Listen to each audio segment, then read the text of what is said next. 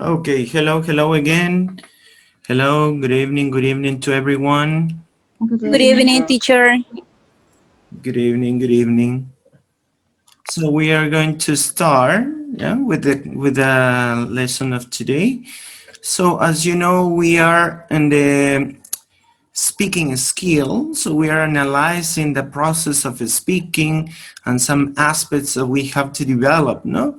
So this first lesson was related, first session was related to how speakers, do, what the speakers do and what the speakers know about speaking, all right? So what do they do and what do they know to speak, all right?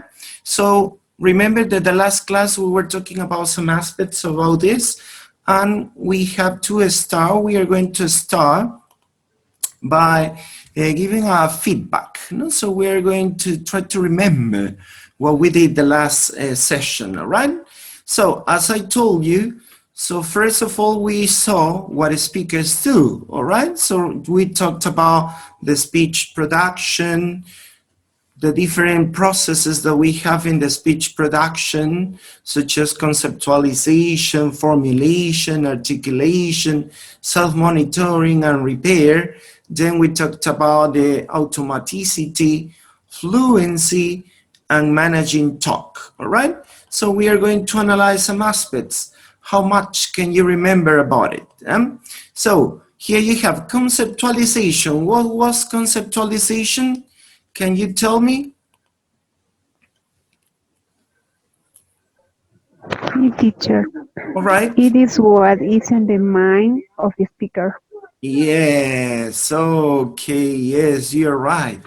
It's what's in the mind, the speaker's mind. And this is related to the linguistic knowledge and the world knowledge. So this is what the speaker has in mind, all right? A linguistic knowledge and a world knowledge, the experiences, the values, the costumes about where he lives, where he was born, all right?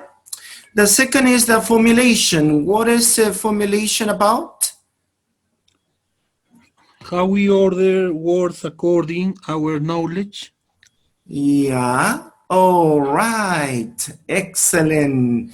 Very good. How we order words, how we organize, our linguistic knowledge, our word knowledge. So we are going to express a message, joining words, and we are going to organize these words. And this is related to the context, the lexicon, syntax, grammar rules, and all the linguistic aspects that we have. The context is related to the different situations that we are going to express our message. We're speaking. Then we have the articulation. What was it about? When you use the organs of speech, Oh, right. Yes. produce sounds. Excellent. That's it. When we use our organs of speech to produce sounds, right? So this is the articulation. So our thoughts and sounds become words. No? Then we have the self-monitoring or repair, non-repair. Self-monitoring, what was it about?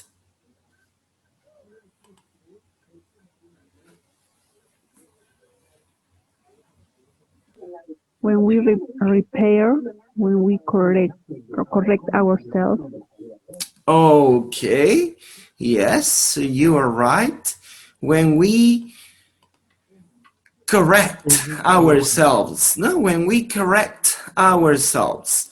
All right, then we talked about automaticity. What was the automaticity term? Speak without occupying our mind in lower details. Excellent, that's it. So we are going to not to think too much. We're not going to think too much in order to speak. So we just produce our message, what we want to say. So we are not focused on the details, not the specific details of our message. No? So this is the automaticity, all right? So your mind is focused on what you want to say, not in the grammar, sentence structure, or vocabulary, right? Then we have the fluency. What about the fluency?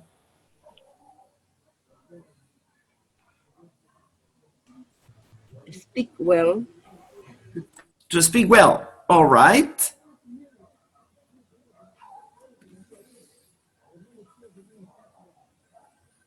Yes, any other idea? To speak well? The accuracy that we have when we speak a language. Yeah, all right. Is When we when we use manage our speed. All right, yeah, related to the speed. when we use prefabricate chunks. Uh-huh. Yeah, so we are going to use some chunks, no? And we are going to connect these ones, no? So here is the accuracy that we have when speaking a language, no? This is the fluency, remember? The accuracy that we have when speaking a language. Yeah, Indira, yeah, this is one aspect. Able to have a good answer. Yeah, so you have this accuracy, so effectiveness, in order to use the language, you know, in order to express your opinions, your thoughts, your beliefs, your emotions, and so on, all right? So here you can notice that you can manage your poses, you can manage your speech speed, no? As I told you the last session, fluency doesn't mean to speak too fast. No, that's not the point. That's not the point. Fluency means that you have to speak smoothly, connected, with not so many hesitations. No, you can make pauses, but not a lot. All right. So this is the fluency. All right. So then, Managing. the managing talk. So this is about.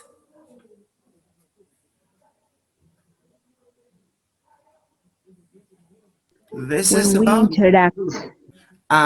Yes, the interaction, right? So we are going to interact. How we interact when speaking a language. No, we saw some different interactions. No, When two people talk at the same time.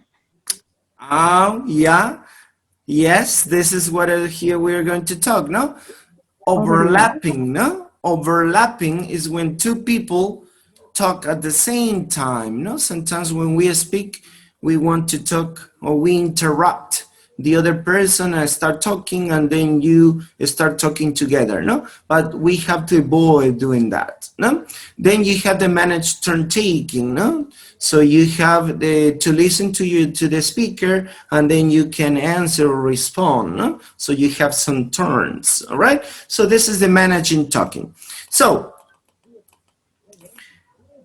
here, what speakers know. This is the second aspect that we saw the last session.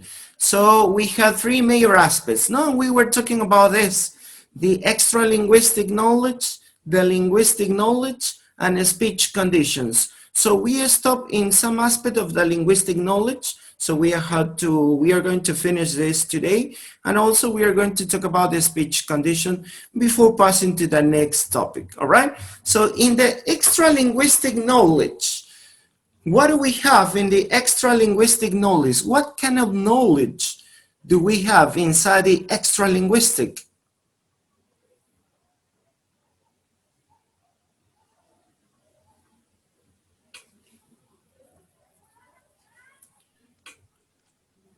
What kind of knowledge do we have inside this field?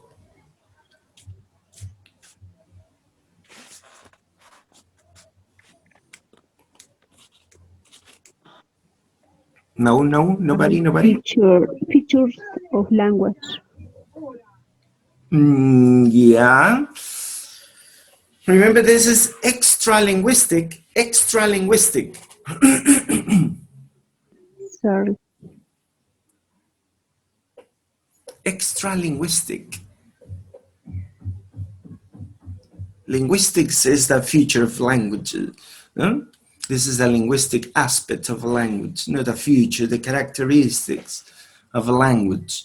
So remember, yeah, so no, don't worry if you cannot remember. So that's why I made this feedback, in order to remember, all right? So extra-linguistic knowledge, remember that we have the topic and cultural knowledge, then we have the context knowledge, and finally the sociocultural knowledge. So we have these three kinds of extra-linguistic knowledge.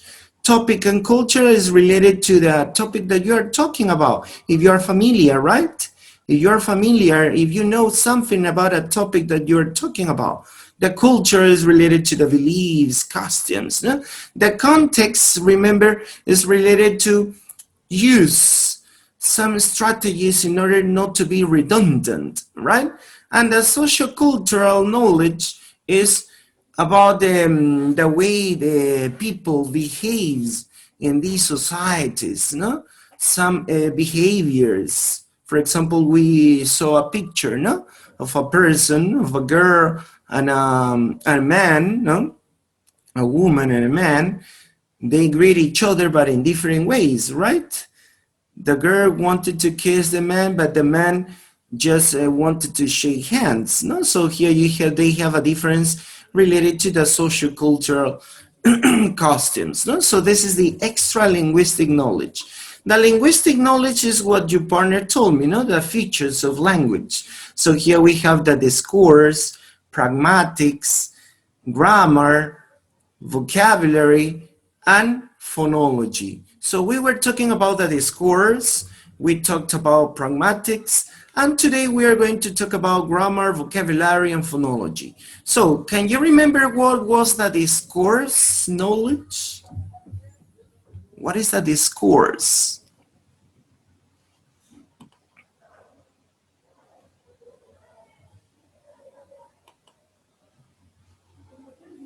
Can you remember? What was the discourse knowledge?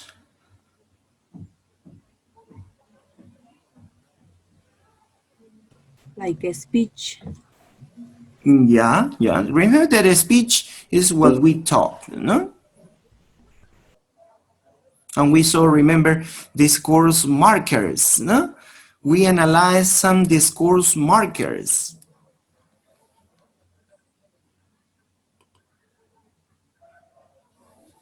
Connecting utterances. Yes, how we connect. That's it, very good.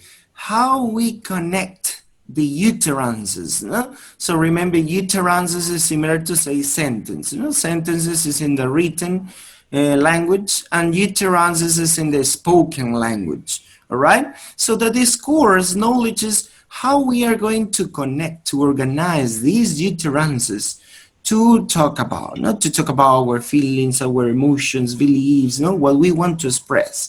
So this is the discourse knowledge. Pragmatics.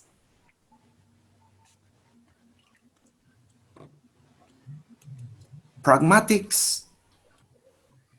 What about pragmatics?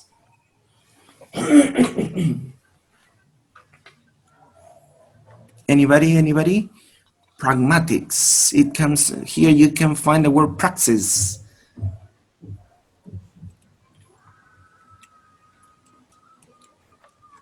No? Nobody? Pragmatics?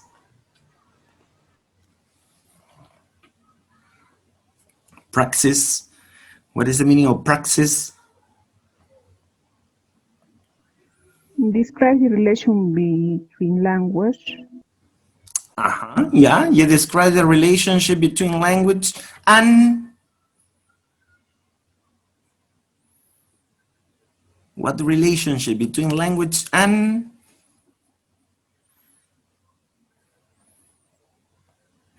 so the knowledge that you have about the language in relationship with the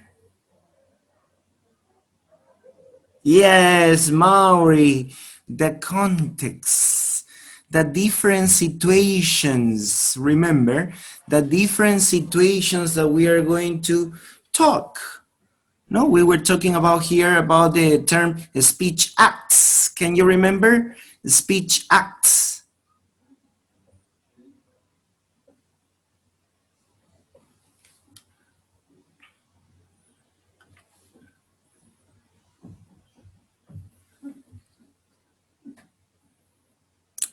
Maori, yes, the speech acts. So a more common name for speech acts. How do we call these speech acts?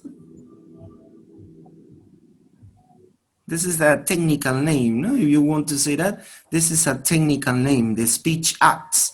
But in a more common way, yes, Maori, the functions, the purposes of communication, all right? The purposes of communication. So what are the purposes of communication?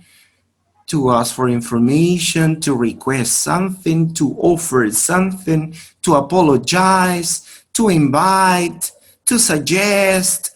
Notice all of these are the speech acts. Then I'm going to show you another slide related to pragmatics. So the knowledge that we have, we're going to use it in different contexts, in different situations, in different speech acts, in different functions or purposes of communication, all right? So this is pragmatics. How we use the language in different situations. This is in simple words. How we use the language in different situations, all right?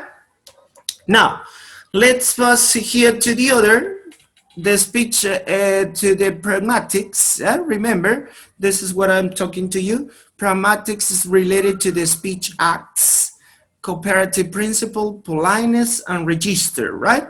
So when we talk about the speech acts, we says, or we are talking about functions, all right? Remember, functions. Cooperative principle, can you remember what was it about? Cooperative principle?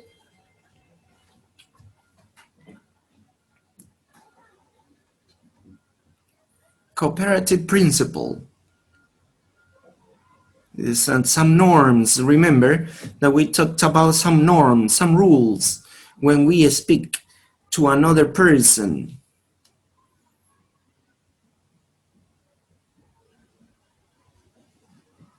No.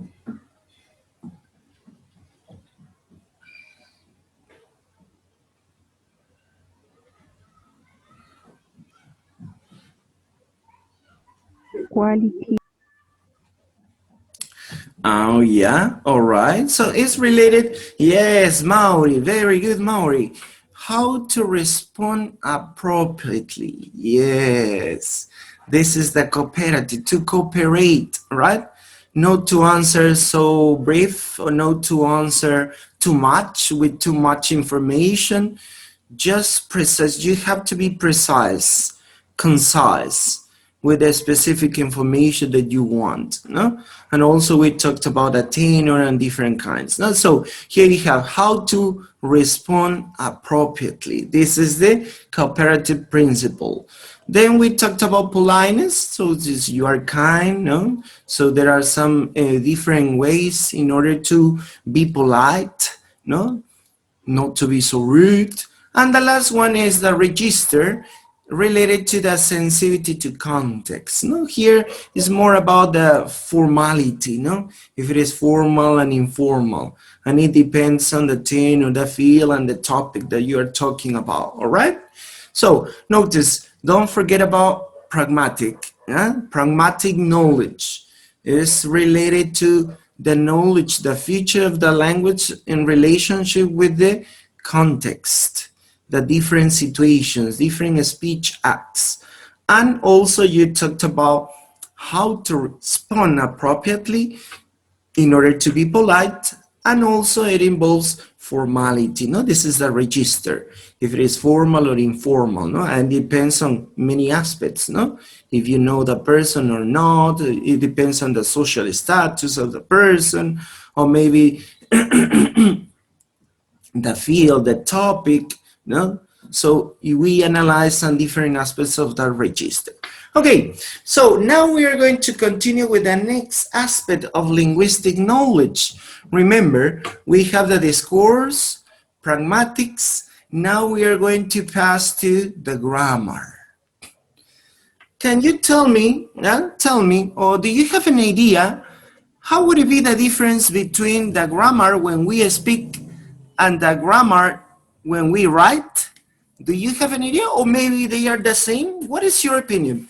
Tell me your opinion. Do you think the grammar that we use when we speak is similar or different to the grammar that we use when we write? Tell me your ideas, please. Tell me your opinions. It's different. It's different. All right. Okay. Can you tell me how is it different?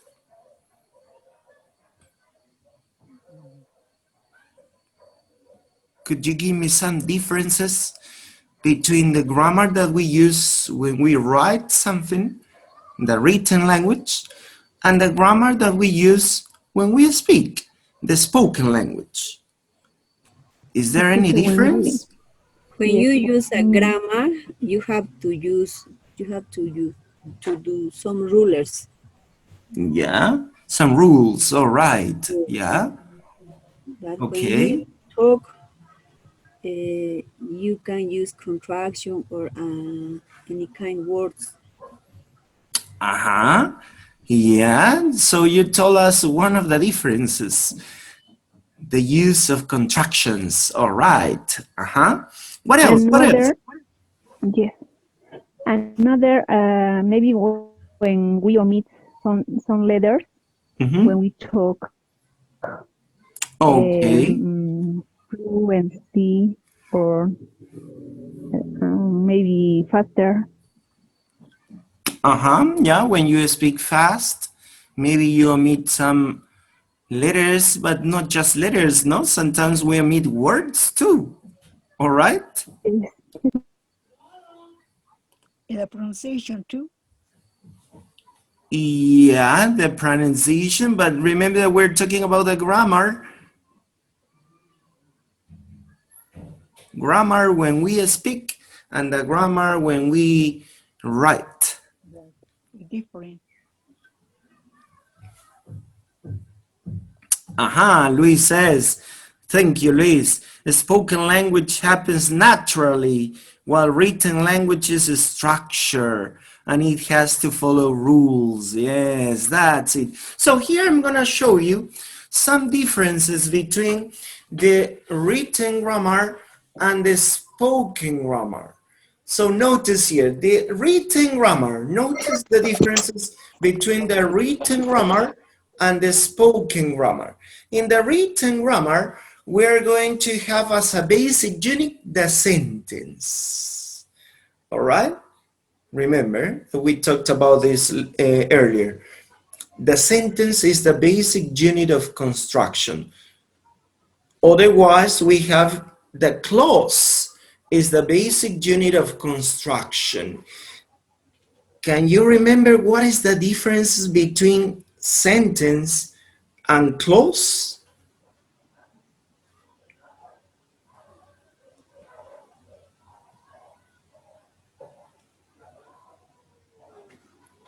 Why does it say here in the written grammar, sentence is the unit, the basic unit. In the spoken is the clause. What is the difference between a sentence and a clause?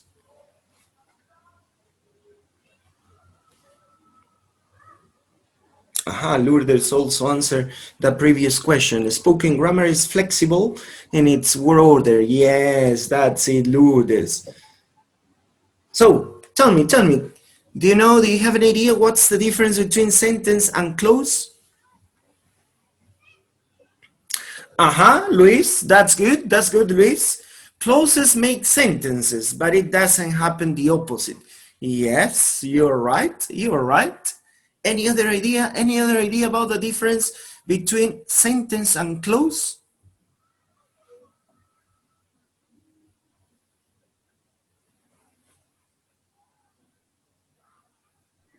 sentence sentences teacher is a maximal clause.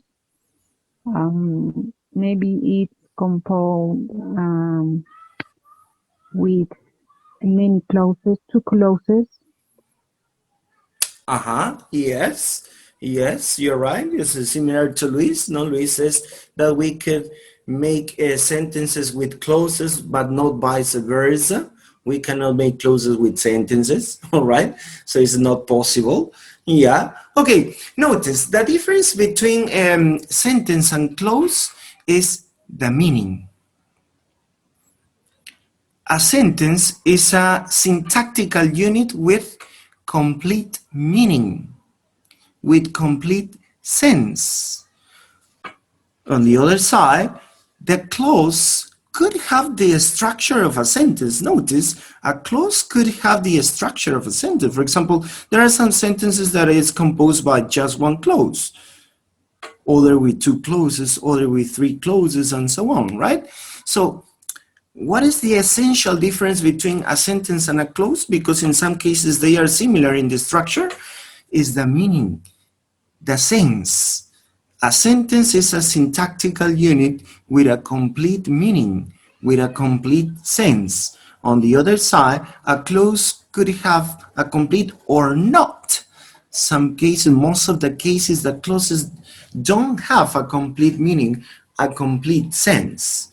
All right? So this is essentially the differences between a clause and a sentence. So when we speak, notice when we speak, as you told me, sometimes we reduce, no? Sometimes we omit words, and we are going to have clauses, not specifically sentences, because we are not giving a complete structure or a complete meaning. Then you can add another clause and then you can make a sentence. All right? So that was the difference between the written grammar and the spoken grammar. Okay, Ruth, that's it. The sentence expresses a complete thought. Excellent, Ruth. So here, this is one of the differences between the written grammar and the spoken grammar. Let's pass to the second. Clauses are often embedded. It means subordination. One clause has a major hierarchy than the other one, all right? We talked about subordination, all right? Dependency. That's why we talk about independent and dependent clauses, right? So we talked about this in the written grammar, no? But on the other side, in the spoken grammar, clauses are usually added, coordinated, coordination. So we are not going to have subordination, coordination, that two clauses have the same level, are in the same level, the same hierarchy, all right? But in the written, no. We are going to have some subordination because they are more structured, as you told me, right? Then we have the order, subject plus verb plus object construction. No? This is the normal structure of a sentence. But here in the spoken, we have a head, body, and tail construction. So we are going to use other devices to make these clauses, all right? Not exactly a subject, a verb, and an object, no? We're gonna have a head, maybe, a body is the content, and a tail, the complement, no? So we use a complement, but not exactly as a subject, verb, and object. The other difference is the reported speech favor. So in the written grammar, we're going to use more the reported speech or the indirect speech structure. But in the spoken, we use just the direct speech. Yeah? So this is the other difference with the written and spoken grammar. The other one is the precision favor, so you have to be precise. And the other one is vagueness is tolerated, all right? So you can doubt, you can have 2 or 3 ideas at the same time, but on the writing, no, right? So you just put one idea and then you talked about another idea, So you have to be precise. But when you speak, no, maybe you talked about one idea and then you change and you want to change the topic and you talk about another thing and you insert another idea inside the other idea. So vagueness is tolerated. No, this is what it means. All right. Little ellipses. So ellipsis is when you reduce, right? And in the other is a lot of ellipses. No? That's what we're talking about the last class. No? When you say, that sounds great. But when you speak, you say, oh, it sounds great. And you mean that. No? This is the ellipsis. No question tags. But when you speak, you use a lot of question tags. No? Oh, she's your mother, isn't she? Oh, that's your house. Do you say that's your house? Isn't it? So here you use this question tags, no? Because we want to reassure what we know. We want to clarify some information. No? This is the use of the question tags. But when we write, we don't use question tags. No? We don't use the question tags. We use this when we speak. And the other one is no performance effects. On the other side, in the spoken grammar, we have a lot of performance effects, hesitations, repeats, false starts, incompletion, syntactic blends. Notice here that we have these performance effects. No? You have some doubts, or you repeat something again, or maybe you start talking about something and say, oh no, I get confused. No, this is not right. And you start again. All right?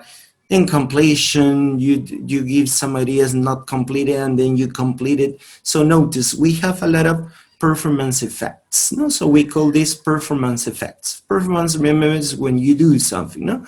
When you speak. All right? So notice here the principal differences between the written grammar and the spoken grammar. Remember, sentences is the basic unit in this written grammar. Clauses are the basic unit in spoken grammar. They are embedded, so they are subordinated in the written grammar. In the spoken grammar, they are coordinated. We have a fixed structure in the written grammar, subject, verb, object, and we have the other one as general terms, not the head, the body, and the tail construction. The reported speech is favored, so you use a lot the reported speech in the written grammar, and the other side, we use more the direct speech. You have to be precise when you write something, but when you speak, not too much. You cannot, it's not possible to make a lot of ellipses in the written, but you can use a lot of ellipses in the spoken. No question tags in the written, you use a lot of question tags in the spoken. And the other one, and the last one, is the performance effects. No? In the spoken, you hesitate, you have some doubts, you repeat again, you start again. No? So you use a lot of effects when you speak. All right? Okay, so this is related to the grammar. Notice you have here the differences between the knowledge, the linguistic knowledge that we need to have as speakers. Remember, the linguistic knowledge that we have as speakers. And we have different knowledges if we write and when we speak. Okay, now the other part or the other aspect of the linguistic knowledge is the vocabulary. So here, in the spoken language, there is also a prominent use of deictic language in a speech. That is, words and expressions that point to the place, time, and participants in the immediate or distant context. So this is called the deictic language.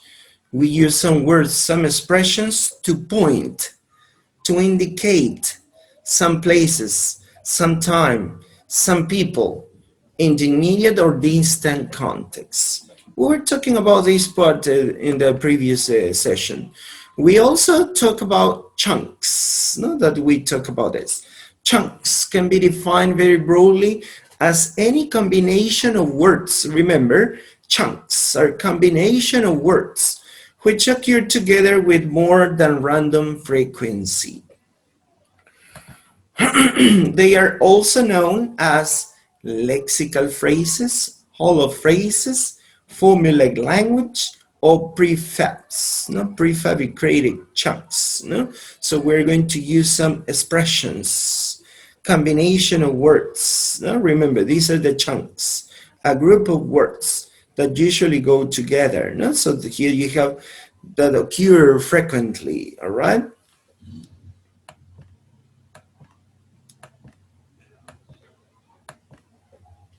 So we are going to analyze some of the deictic expressions.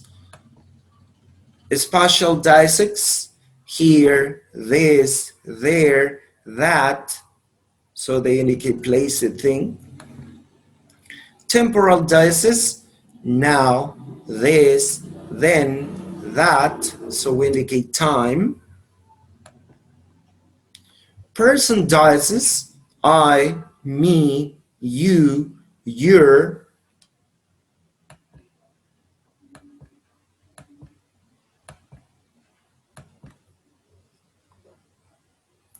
Of the different types of chunk, the following are the most common. So now we are going to analyze the chunks. Collocations, such as densely populated, rich and famous, set the table. So you know about it, no? Collocations are some fixed expressions, all right? These are the collocations. Phrasal verbs, such as get up, log on, run out of, look forward to. So here we have this as chunks. Remember, these are verbs which have just one meaning, but you have two or three words together, no? So get up, log on, run out of, look forward to.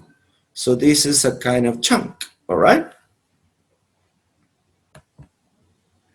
Then we have the idioms, catchphrases, and sayings, such as part and parcel, make ends meet, as cool as cucumber, speak of the devil. So we have these words. Notice that they are a group of words, not combination of words. So these are called the chunks. Remember, collocations, phrasal verbs, idioms, catchphrases, and sayings.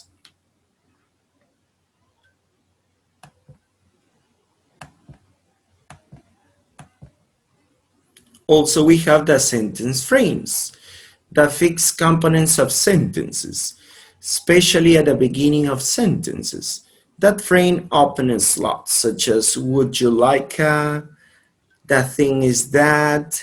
What's really interesting is the fact that, so you have these opening slots, no? In order to give your idea, your message, all right?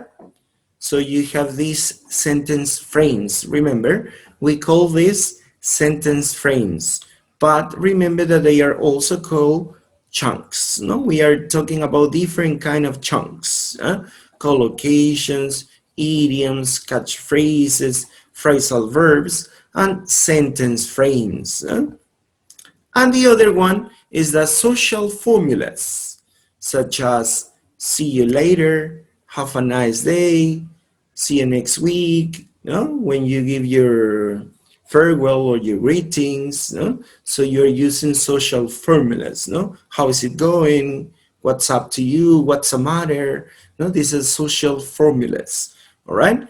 So notice all of these are called chunks. Remember this term, chunks. A combination of words. Chunk is a combination of words that frequently go together. The most common are the collocations, no? And the social formulas. No? Then we have the phrasal verbs, no? That are very common too.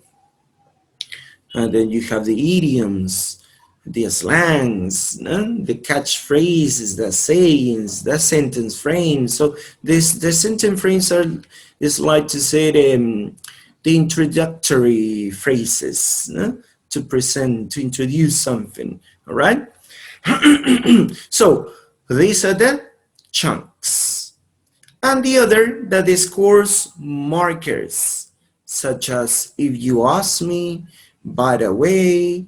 Remember, this is as a connectors, no? Remember discourse, yeah, the term discourse is when you organize, you connect your utterances, no? Your sentence. We talked about the written, the sentence. We talked about the spoken utterances.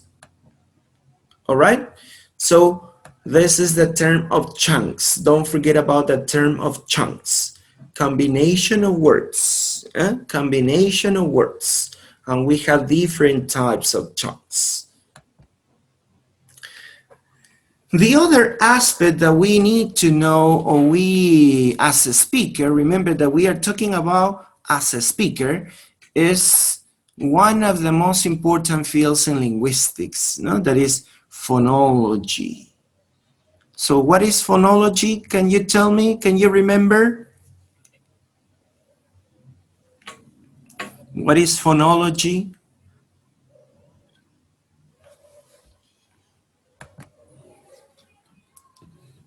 Can you remember? The sounds? Yeah.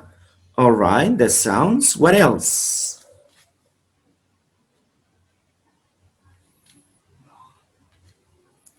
Just the sounds? Study the phone, yeah. Phone or phoneme, no?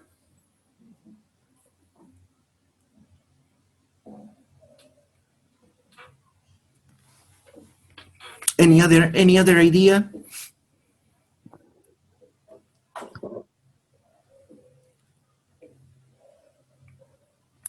The structure of the word, says Lourdes. Yeah, all right. When we talk about Sounds sounds, of right? the language. Excuse me again, please. Sounds of the language. Yeah, the sounds of the language. Yeah, but there is something else. Because if you talked about just about the sounds of the language, maybe you're talking about phonetics. But phonology is going, you have to go farther.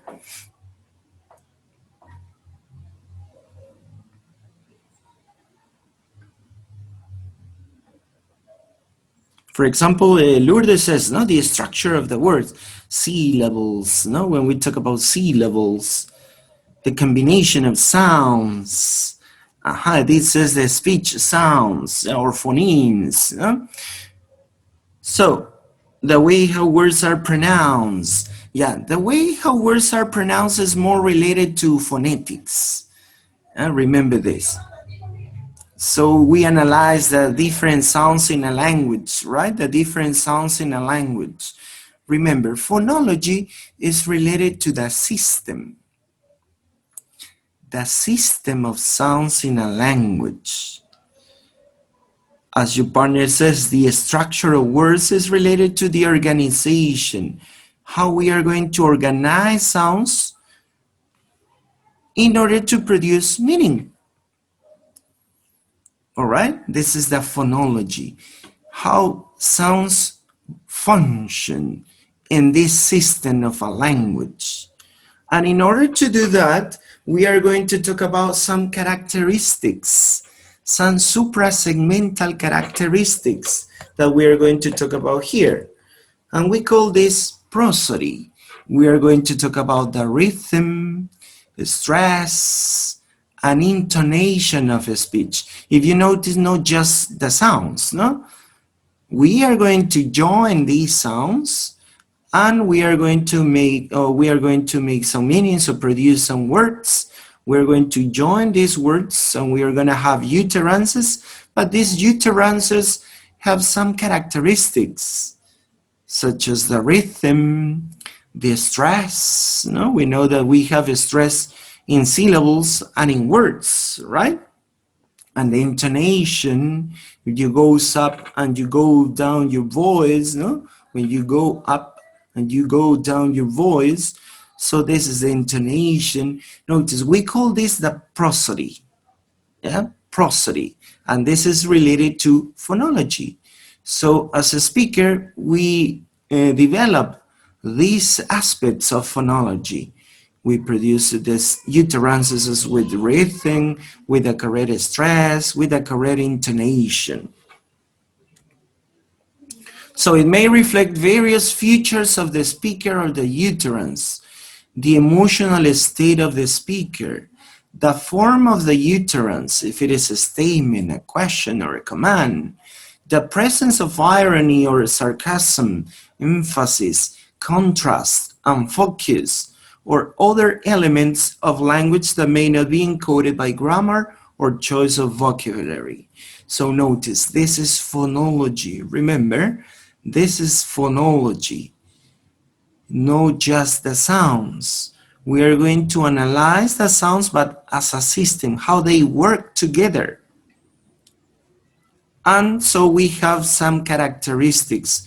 For example, when we talk about phonology, we discuss about it. No? We say that we have some suprasegmental feature or suprasegmental characteristics. And all these suprasegmental features of characteristics are called prosody.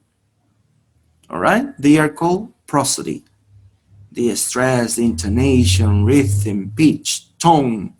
All right? Also, we talked about the features of connected speech, right?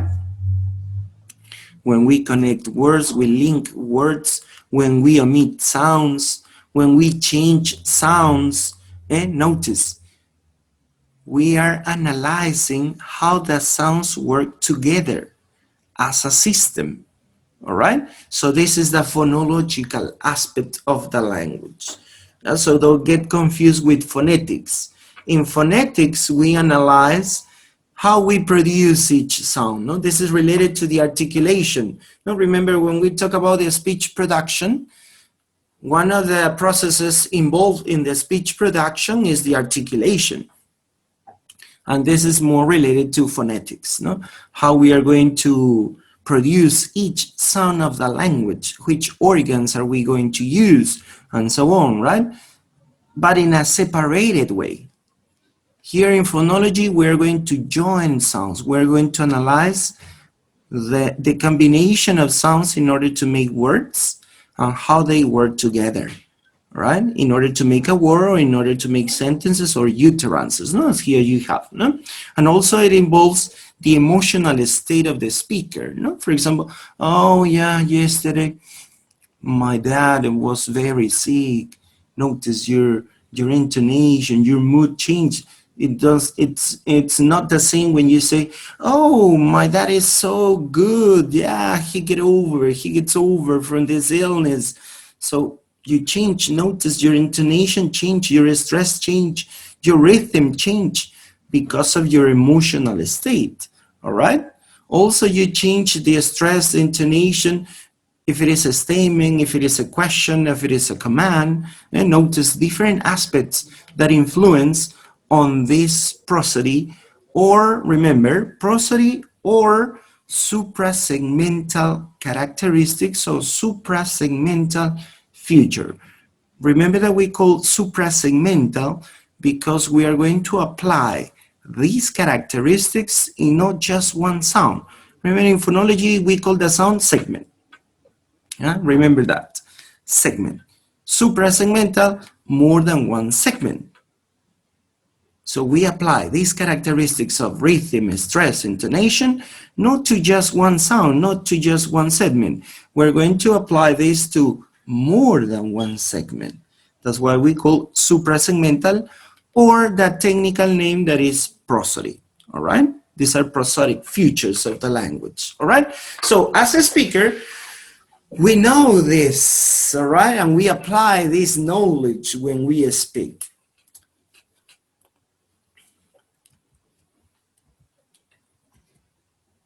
Now, let's pass to the third aspect of a speech, of the speakers. Remember, what we do, what we know, and the third is the speech conditions. So here we have three important aspects when we talk about the speech conditions. The first one is the cognitive factors, the second one is the affective factors, and the other one is the performance factors. So cognitive, remember, is related to the knowledge, no? How we learn, how we acquire this knowledge of the language. The affective is related to your emotions, your feelings, all right? It affects your speech, as we have seen before in phonology, you know, you change the stress, the rhythm, all right? And the performance is about your fluency, your accuracy, all right? So let's see here, cognitive factors, one of the aspects is the familiarity with the topic. If you are familiar or not with the topic. Familiarity with the genre. Genre, remember, is the type of a spoken language, no? The type of the spoken, the type of a speech. Familiarity with interlocutors.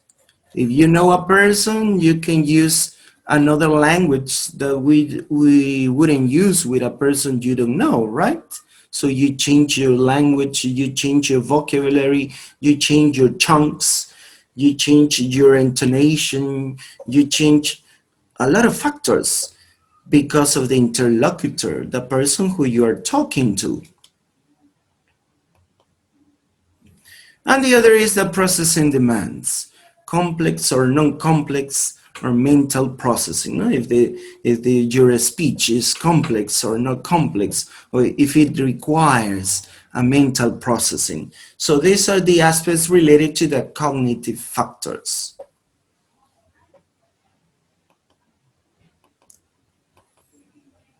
Then we have the affective factors. Feelings towards the topic and or the participants, if you are well disposed to the topic you are talking to or talking about, and or to the other participants, no? Your feelings, your mood. No? The other one is self-consciousness. Being put in the spot can cause anxiety, which will have a negative effect on performance. Likewise, knowing or believing. No?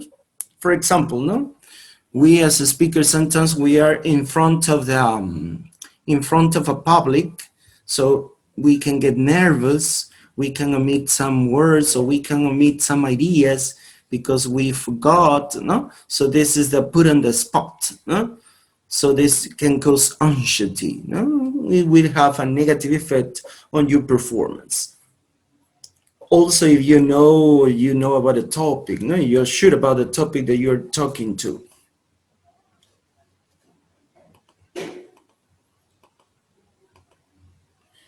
The other one is the mode.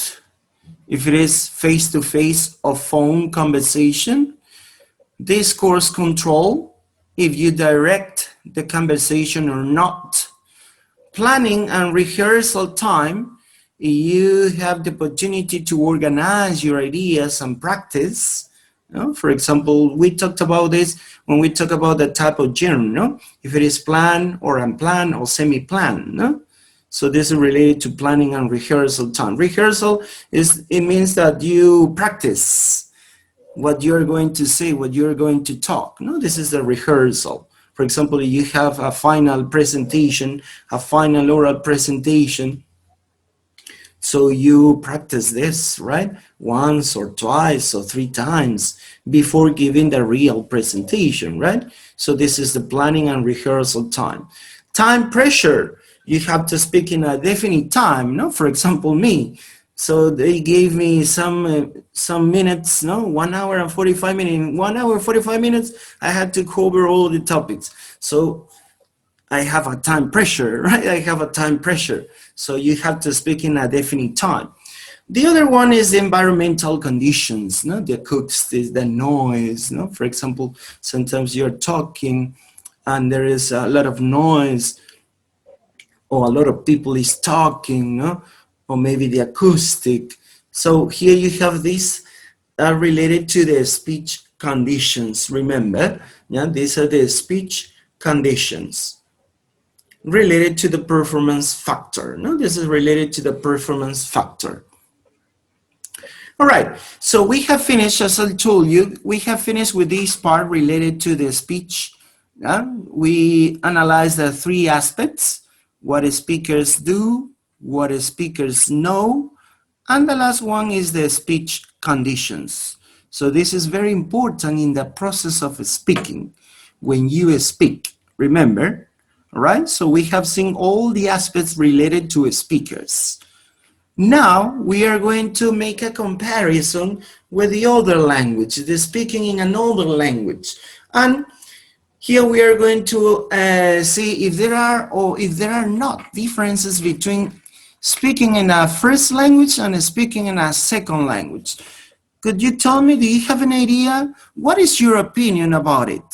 Could we find differences between when you speak in the first language, in your native language, in your mother tongue, and when you speak in another language? Is there any differences? Are there any differences? The fluency is better when you speak in your mother, in your tongue language. Excellent. All right. Any idea?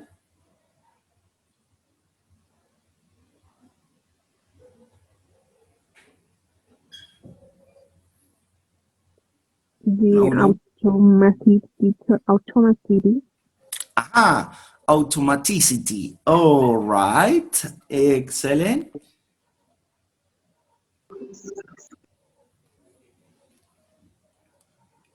Any other one? Any other one? There are no more?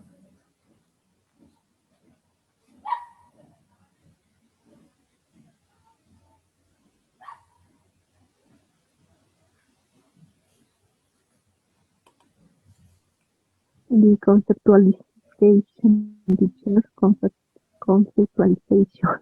Yeah, the contextualization. All right, all right. The contextualization. Okay, yes, you're right. As you told me, when we talk about speaking in the first language and speaking in the second language, we're not going to have too many differences because we are talking about, as we have seen before, when we speak in a second language, we have to know about the linguistics. So we have to have a linguistic knowledge. Our speaking is going to be influenced by the speech conditions, all right?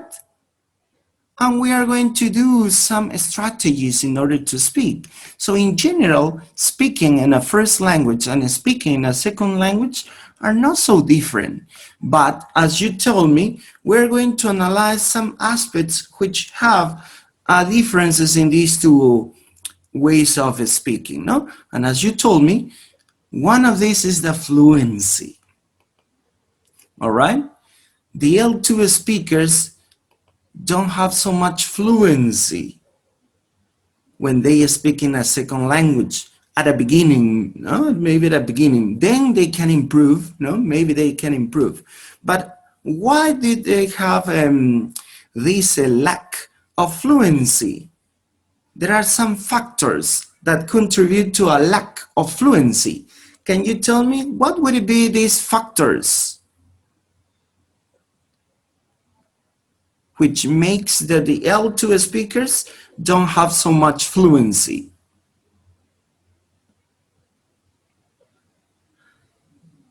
What would be the factors that contribute to a lack of fluency?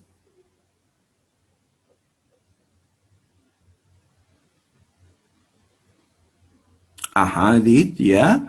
We can use a lot of vocabulary and synonyms in our mother tongue, yes.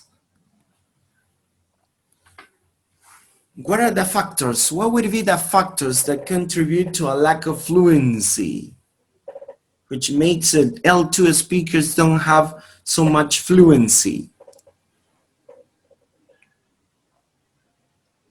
Luis, the vocabulary. Yes, vocabulary issues. All right. Indira, Reading, teacher. excuse me, again, please. Reading. Reading. Yes. Oh yeah, reading. What do you mean by reading? Spoke slowly.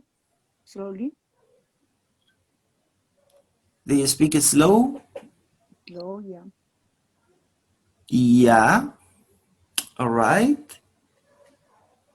Luis says, Teacher, maybe yeah. the factors are the knowledge about the phrasal verbs, the idioms, and other ideas about the talking. Yeah, so this is related to the vocabulary. Similar to what Luis says, no, the vocabulary, the phrasal verbs, idiom, the chunks, no, the chunks. All right, all right. Okay, so we are going to analyze here some of these factors. Why does it happen? Why the L2 speakers don't have so much fluency, specifically, more principally at the beginning stage of the learning, no, the acquisition of this second language? Why? So notice this picture, no, when you're afraid in front of the public and you're going to give your speech, you are afraid of speaking, maybe you forgot words and so on, no? So we are going to analyze this. One of them is the shortage of opportunities for practice. This is one of the factors why why the L2 speakers don't have so much fluency, because they don't have the opportunity to practice speaking. They don't have maybe in their environment, the place where they live, they don't have the opportunity to listen to maybe native speakers or to listen to other students speaking in English, or they have the opportunity to interact with other people talking, right? So this is one of the factors that they don't have so much fluency. They don't have so much opportunities. No, they don't have so many opportunities to practice. The other one is a lack of genuine opportunities. Sometimes they have the opportunity to practice, but maybe with some teachers or maybe with some of the partners, but not maybe with native speakers. All right? Just listen to audios or try to interact. Not some simulated situations, not genuine, not original.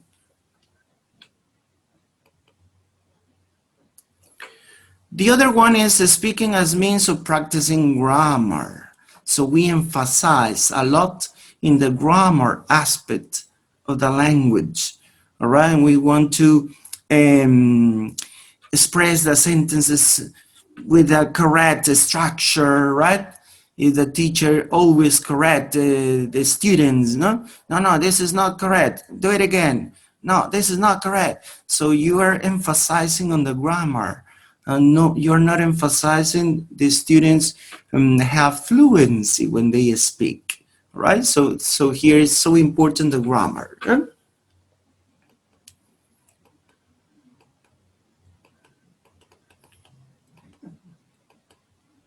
Other is the knowledge of L2 is not as extensive as the knowledge, oh yeah, here, knowledge of L2 is not as extensive as the knowledge of L1, yeah, here is a mistake, L1. So the knowledge of the language is another factors of fluency, no? As you told me, the vocabulary, phrasal verbs, or idioms, or some expressions that they need to use when they speak, all right? So this is the knowledge of the L2 is not as extensive as the knowledge of L1, yeah? L1 is here.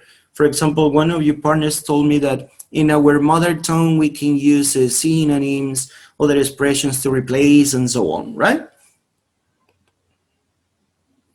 The process is not yet automatic. You told me that again. Automaticity, all right? So you think too much. They think too much when they speak, all right? Oh yeah, he closes the door. Yeah, closes. Yeah, yes. And so they are thinking too much. They are not. The process is not automatic. Yes. chances to interact using L2, no? The opportunity, no? These are the opportunities to practice, no? And the other is ourselves. Self-monitoring is overused and it causes negative effect on fluency. We correct ourselves. No, self-monitoring is when you correct yourselves. So you correct every sentence, every utterance you say, you are correcting. No, but if it is wrong, no, maybe it is not correct. I forgot the auxiliary. No, maybe the adjective is before or after. So you are correcting yourself and it makes your fluency slow. All right. So notice all the different factors that makes an L2 speaker doesn't have a fluency. All right. Doesn't have a better fluency. Right. So opportunities to practice, genuine practice, original practice, then you have the knowledge of the language that you are going to learn or speak. It is not automatic, self-monitoring. Notice all of these factors influence on your fluency, on the L2 speaker's fluency, all right? And so we could say that these are the differences between the L1 speaking and the L2 speaking, all right? In just a minute, two people is coming. Yeah, okay. So here we could say that there is an excessive self-monitoring. In one side, we use this excessive self-monitoring, but here we always search for appropriate words, and we always find grammatical mistakes. No, this is the excessive self-monitoring. No, the self-monitoring is overused. Remember, this is overused. So this is one of the hypotheses. I don't know if you have heard about this famous linguist, Stephen Krashen. He made some hypotheses when you learn a second language. One of these is the monitor hypothesis, that this is a block, no? It interrupts your fluency when you monitor yourself, or maybe the person who is teaching monitor the students too much, no? Too many times. So it interrupts this natural process of fluency. On the other side, notice, on the other side, L2 speakers use some strategies in order to overcome this issue, this problem. And we call this the strategic competence. When they use little language, and articles are dropped and verbs are rarely inflected. So do you know what's the meaning of inflected? Yes, can you remember?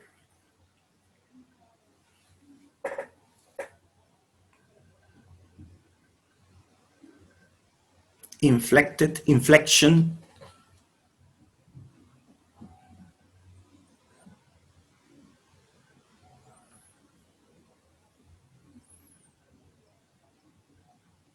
No, nobody.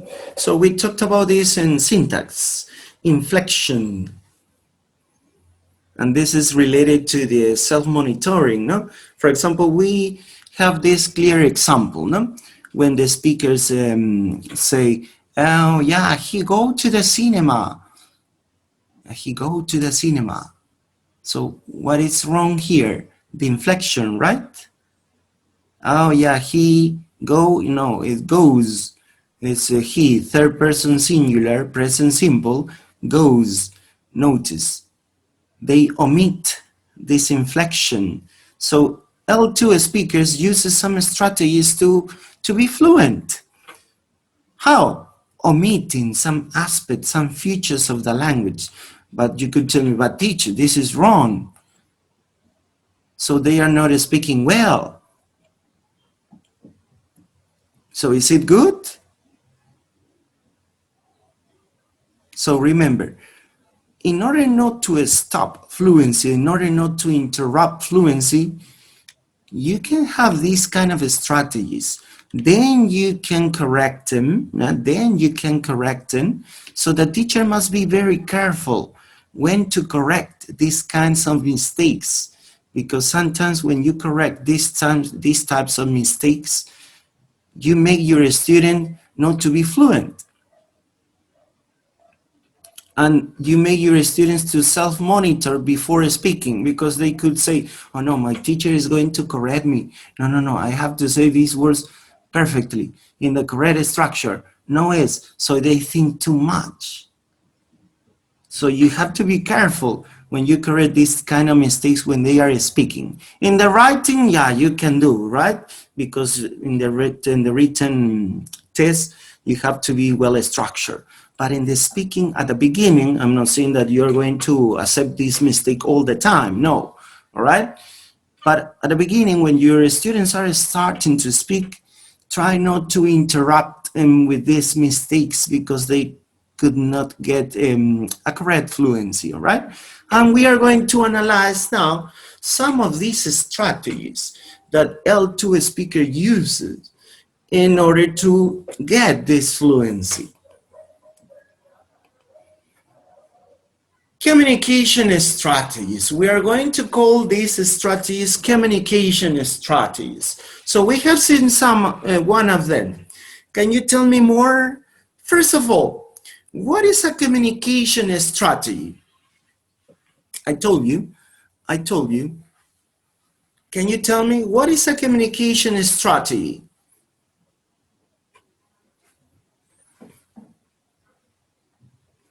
Do you have an idea? Communication strategy that most of L2 speakers use.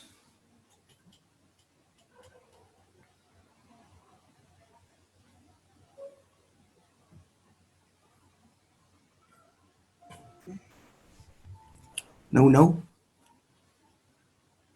Do you have an idea about it?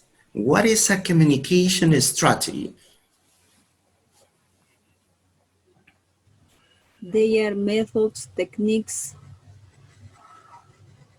Yeah, there are techniques, methods. About what? What is the purpose of these techniques? Aha, indeed it says. Probably teacher to achieve. Nice. Yeah, all right. Sorry, teacher, to achieve the goals. Yeah, okay. All right. Indira says, ways to express ideas. Aha, Indira, that's right. Any other one? Method, technique for the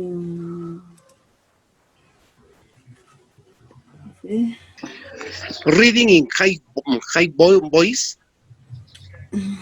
Yeah, reading in high voice.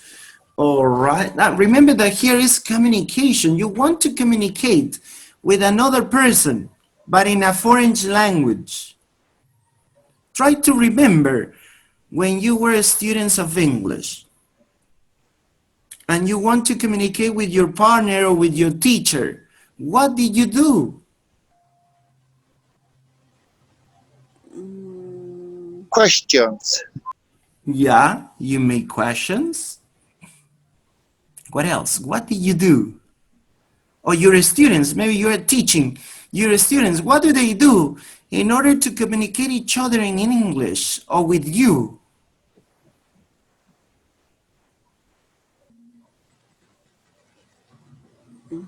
About experience, teacher. Yeah. Aha, Luis says, it's a plan to achieve communication objectives. All right. Aha, that's it.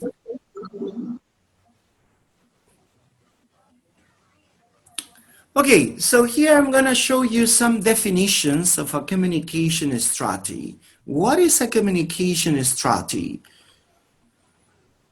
According to Furch and Casper, they are linguists, famous linguists, articulate that a communication strategy is a potentially conscious plan for solving what to an individual presents itself as a problem in reaching a particular communicative goal.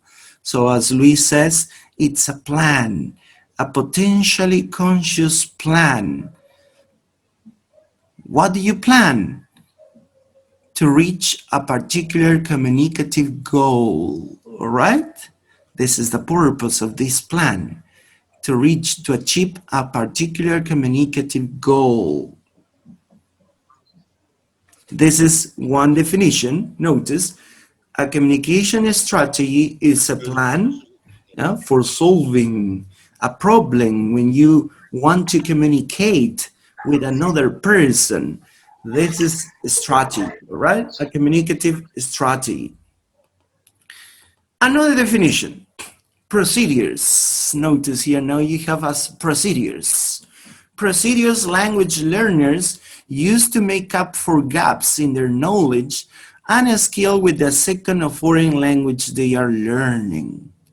So some procedures, all right, that language learners use to make up for gaps. Gaps means the spaces when they don't know something about the language and a skill with the second or foreign language they are learning.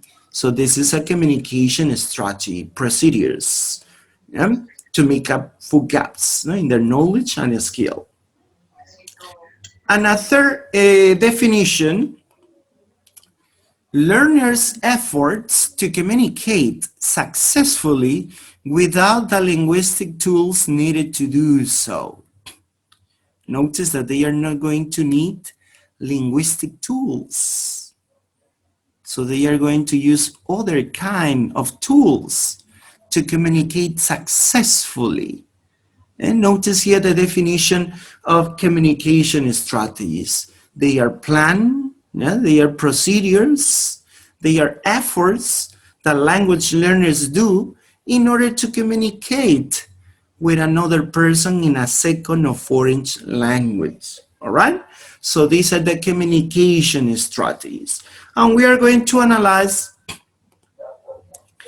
some of these strategies. Let's see. So I'm going to show you a table with the communication strategies. Then you have the strategy and a little explanation about this strategy. One of the communication strategies that L2 speakers use is avoidance or reduction strategies. So they are going to avoid or they are going to reduce. What are they going to avoid or reduce? Messages. So we call this strategy message abandonment. And what is it about? Leaving a message unfinished because of linguistic difficulties. No, they are talking about something, but they don't know more how to say it. So they don't say it and change maybe the topic, right? So this is one strategy that L2 speaker use, or maybe you can remember you use that, all right? So message abandonment. The other one is the topic avoidance. Avoiding a topic areas or concepts which pose linguistic difficulties. No, now it's not just a message, now a topic, because they don't know about this topic or maybe they don't know vocabulary related to that topic or concepts related to that topic, so they don't do that. They talked about any other thing, all right? So this is one of the strategies that L2 speakers use. Avoidance or reduction strategy. So we have message or topic avoidance. Another strategy is stalling or time gaining strategies. So we are going to use here fillers or hesitation devices. You are going to use filling words or gambits to fill in pauses to gain time to think. Now, let me see. Well, oh yeah, okay. maybe you are thinking, no, you start to, no, I don't know what to say. Yeah, so you say, ah, well, yeah, let me see. Okay.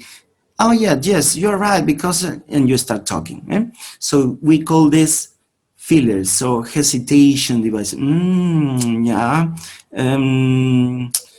So you are hesitating. Notice you use this to gain time to think what you're going to say. All right. So this is another strategy. Remember, stalling or time gaining. So we use fillers or hesitation devices. This is another strategy that L2 speaker use. Let's pass to another one.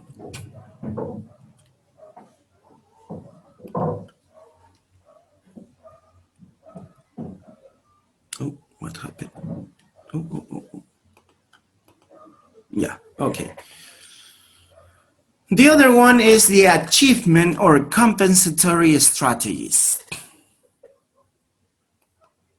So we have circumlocution. Yeah, circumlocution. What is that? Circumlocution is trying to describe or exemplify the target object or action. For example, the thing you open doors, no? Maybe you cannot remember. Oh, how do you say this object? How do you say this tool? Oh, no, yeah. Okay, the thing you open doors. You are circumlocuting, all right? So you are describing, you are giving examples of something that you don't know or maybe you cannot remember, right? So we call this circumlocution. And this is an achievement or compensatory. No, you are compensating. I don't know how to say this, but I gave you a definition or a concept or an example, and you know what I'm talking about, all right?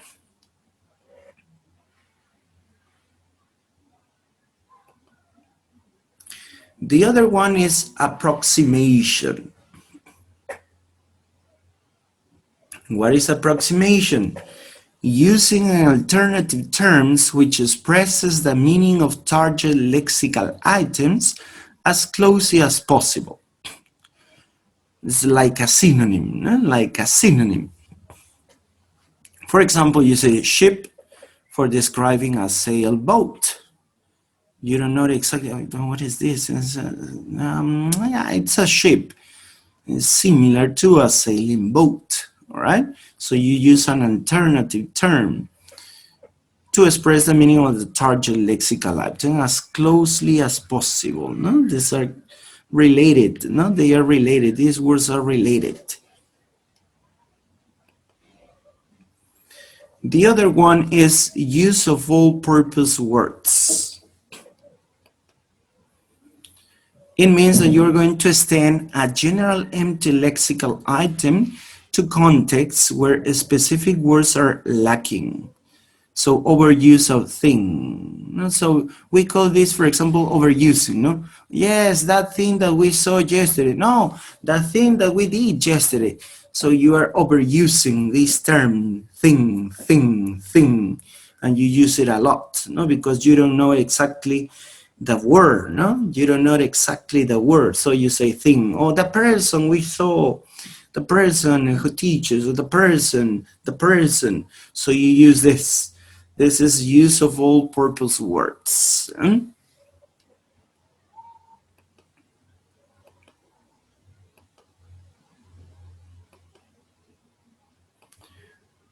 We have another one that is the word canage. Creating non-existing L2 word based on a supposed rule. No? For example, paintist for painter. So they create some words because they follow some structure, no? Scientist, I have paintist. Some students do that, no? So they create this not insisting word, but following a supposed rule, no? How to make words with this kind of a structure, right? So we call this wordcanage. Use of non-linguistic means. So here you have mime gestures, facial expressions. No, we call also this the paralinguistic, no? Paralinguistic characteristic, no? So using your mind when you act something, oh yeah, something, and you made the movement, no? Your hand, oh, there's something to eat. I can't remember exactly these two. Oh yeah, so you may gesture mimes or facial expressions. The other one is the literal translation.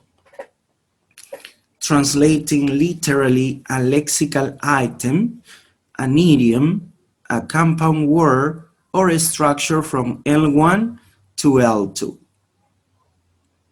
So they use, no? Most of the students use this kind of strategy because they think it's more practical, no? Easy to do it. No? So they use a lot of translation sometimes. No? The other one is foreignizing, using an L1 word by adjusting it to L2 phonologically.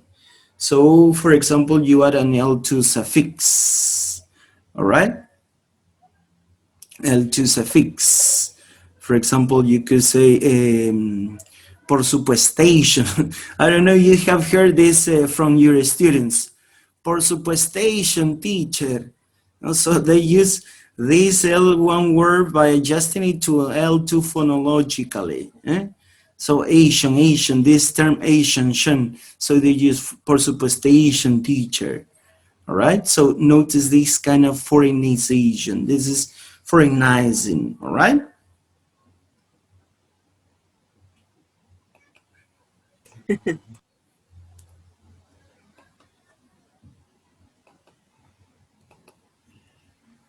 Another one is the code switching. The students use a lot this. Using an L word with L1 pronunciation. Now, this is similar to the next one, but also here it involves the changing of the language. So they use, for example, first English, then Spanish, then English and Spanish, Spanish, English. Sometimes I say to my students, you're using Spanglish, because they say, I went to la piscina, teacher. So they change here, they use the L1 and L2, no? So they combine, no? They combine these two languages, no? The English and Spanish and English. This is the code switching, the code switching, not just only pronunciation.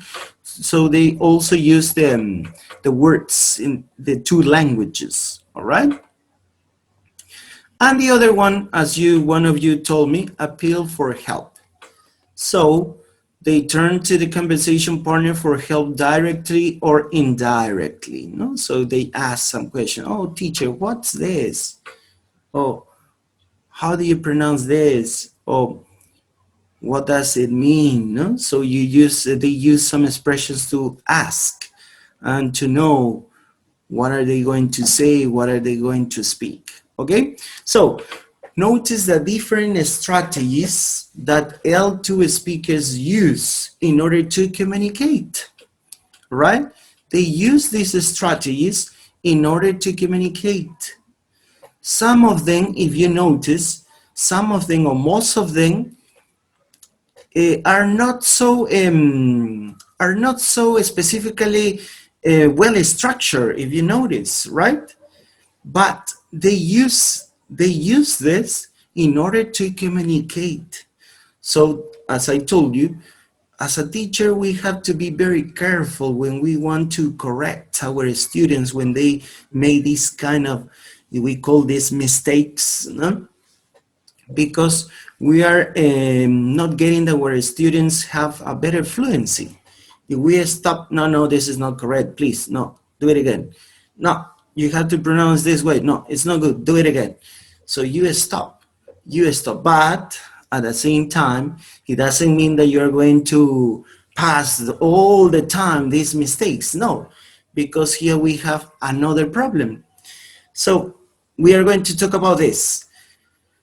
Think about a time when you use communication strategies to continue a conversation. What were you trying to say? What strategy did you use? and what was the result?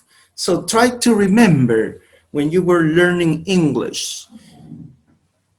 Try to remember what strategies from the strategies that we have seen. What strategies did you use and what was the result? Could you communicate with your partner, with the other person that you are talking to, or not? Please give me your ideas. Give me your opinions. Tell me your experiences.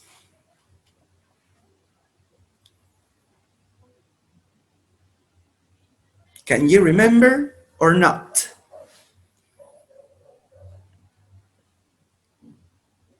Ask questions. Yeah, all right. Yeah. You use asking for help, appeal for help. All right. And what was the result?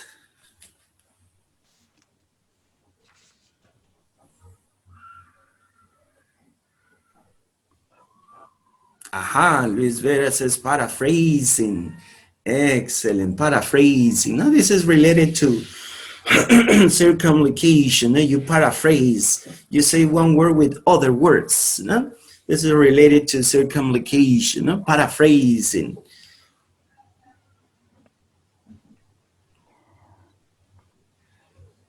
Tell me more. What about the others? Remember, what strategies did you use?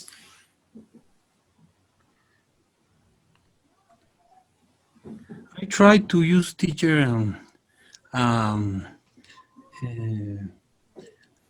try to speak a little more slowly. Yeah. All right. So you manage your speech. All right. All right.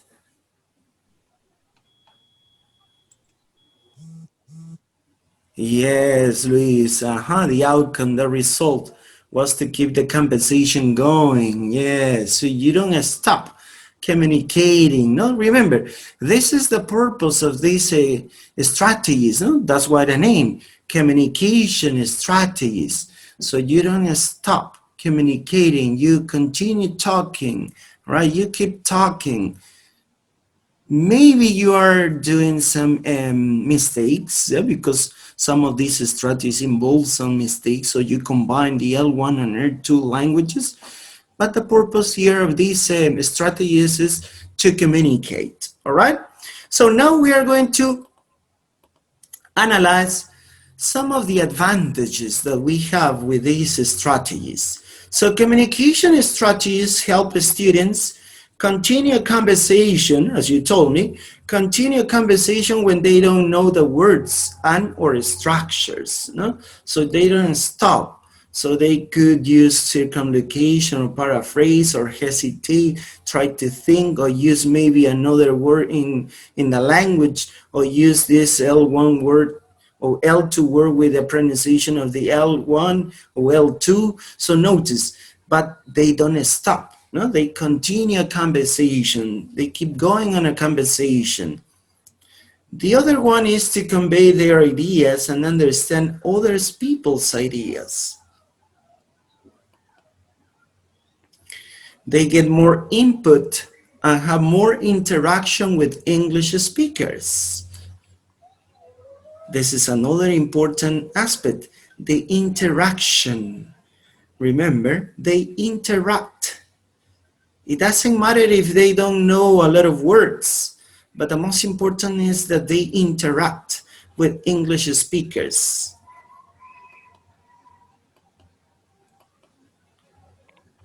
The other one is that they gain confidence. This is very important when you want to speak. Confidence. You are sure about what you're saying. It doesn't matter if you are using all the words of the language. No, because you are sure about your vocabulary, your language, your linguistic competence. So they gain confidence in speaking. They increase their fluency and also appear interested in communicating. Notice, they are interested in communicating. They are not ashamed. They are not afraid.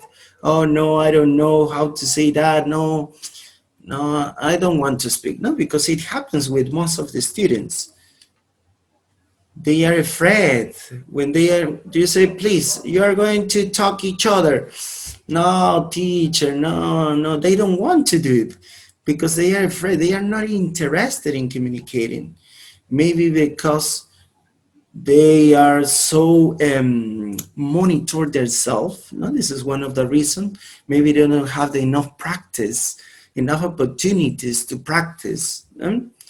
That's why it happens. All right.